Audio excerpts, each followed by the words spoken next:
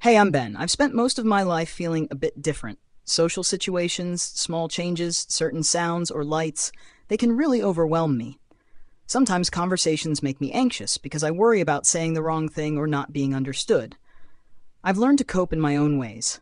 Video games, walks, movies, music, these are my safe spaces, the things that help me feel grounded. Humor is another tool. I use it to connect with people while also protecting myself from stress.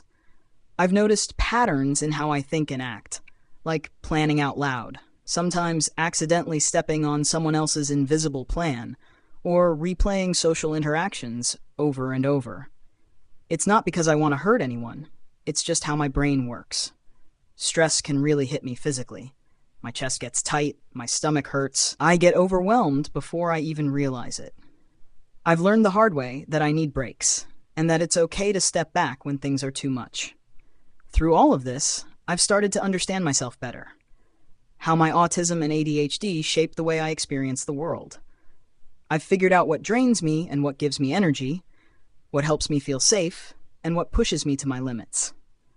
I've built strategies that work for me, leaning into my hobbies, pacing myself, and accepting the way my brain naturally processes life. Most importantly, I'm learning to be resilient. Even when things are confusing, exhausting, or overwhelming, I keep moving forward. I look for moments of joy, I hold on to trust, and I try to live in a way that feels real for me. That's me. Even though I've learned a lot about myself, it hasn't always been easy.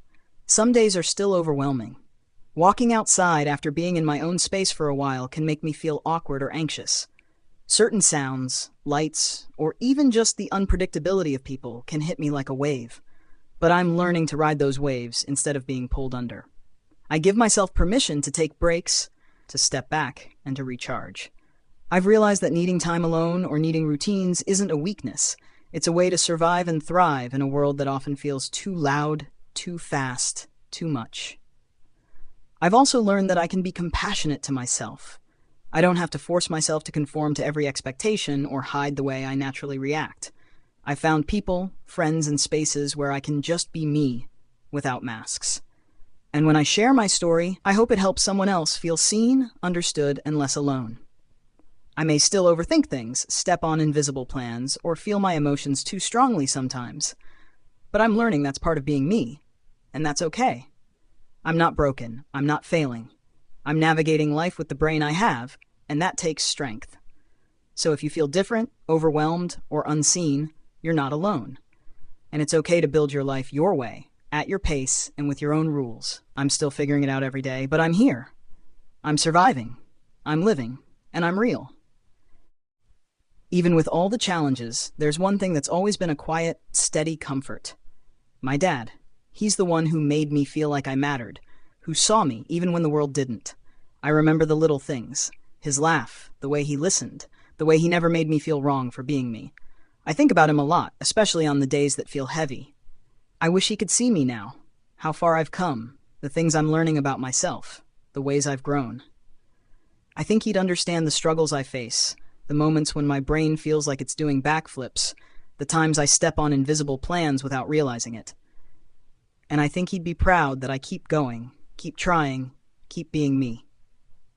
Our relationship taught me something important, that love doesn't have to come with conditions. That someone can see all of you, your quirks, your fears, your overwhelm, and still care deeply. Even though he's not here, I carry that with me every day.